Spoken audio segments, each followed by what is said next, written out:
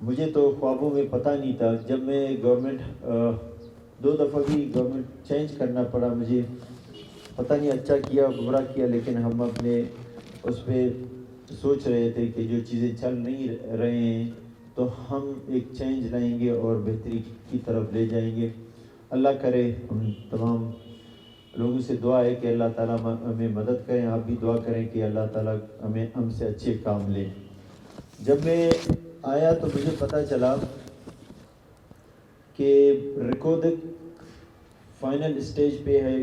جیسے آپ کو پتہ ہے کہ ریکودک ایک اہم بلوچستان کا اثاثہ ہے اور گیٹ وے ہے پوری دنیا کے لیے, انویسٹروں کے لیے. 10 سال 12 سال سے وہ بند پڑا ہوا تھا. انٹرنیشنل کورٹس میں گئے, وہاں پہ ہم کیس ہار گئے. جب کیونکہ 3 سال میں گورنمنٹ میں نہیں تھا تو وہاں میں گیا تو وہ سائننگ پوزیشن میں تھا کہ بھی آئیں اور سائن کریں.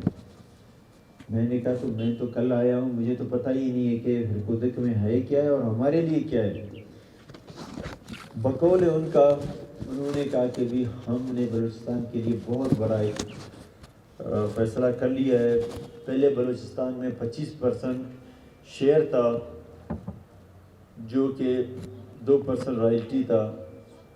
ہم نے بلوچستان میں وہ شیئرز بلوچستان پیسہ خرچ کرے گا تو وہ خرچ نکال کے, خرچ بھی وہ کمپنی کرے گا, جو ایکسپینڈیچر ہے اس کو نکال کے باقی جو پیسے بچیں گے وہ بلوچستان کو ملیں گے.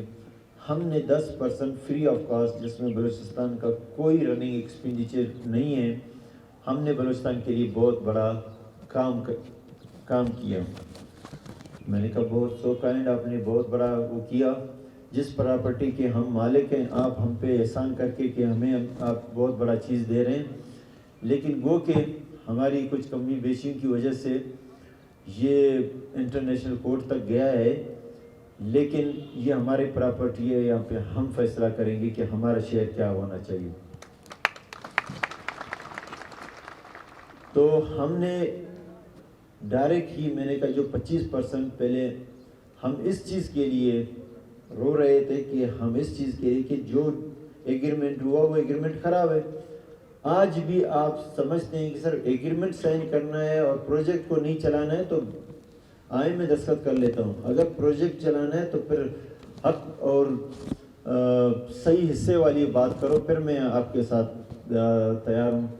سو کائنڈ میں نے جب بھی کہا کہ مجھے ڈائریکٹ 25% وداؤٹ اینی ایکسپینڈیچر مجھے چاہیے, رائلٹی کے 5% CSR کے مد میں اور BRA کے بھی ہم بلوچستان کا کوئی ٹیکس معاف نہیں کریں گے.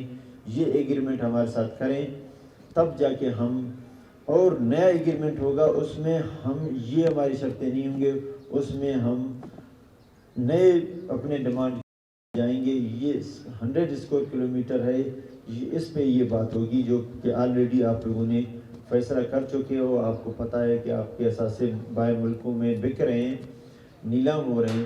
تو ہم اس چیز کے لیے آپ کے ساتھ ہیں, فیڈرل گورنمنٹ کے ساتھ ہیں, لیکن نئے ایگریمنٹ میں ہم 25% والی ہماری کہانی نہیں, کیونکہ بلوچستان کا اگر ہم سائر وسائل کا دفاع نہیں کریں, میرے خیال میں ہم بلوچستان کے فرزند ہونے کے لائق نہیں ہیں.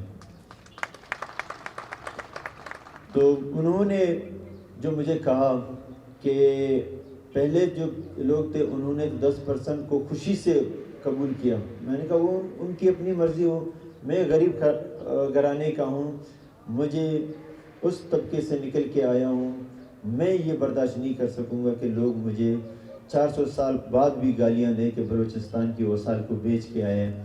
مجھے 25% اس نے کہا نہیں 10% کے بجائے 15 20 اور 25 ڈائریکٹ پہ لے جا رہے ہیں, اور رائلٹی ملا کے آپ 40% پہ آپ کا شیئر بنتا ہے.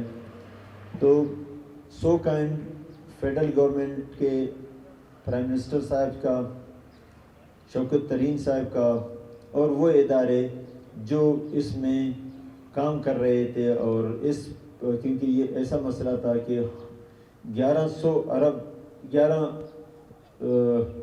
ارب ڈالر کا جو پلنٹی لگا ہوا تھا, نہ بلوچستان کی بس کی بات تھا, نہ فیڈرل گورنمنٹ کی یہ کیپیسٹی میں تھا، تو انہوں نے بات چیت کے ذریعے اس چیز میں تمام آرمی کے لوگ، آرمی چیف سب انوالو ہو گئے کہ اس مسئلے کو حل کریں۔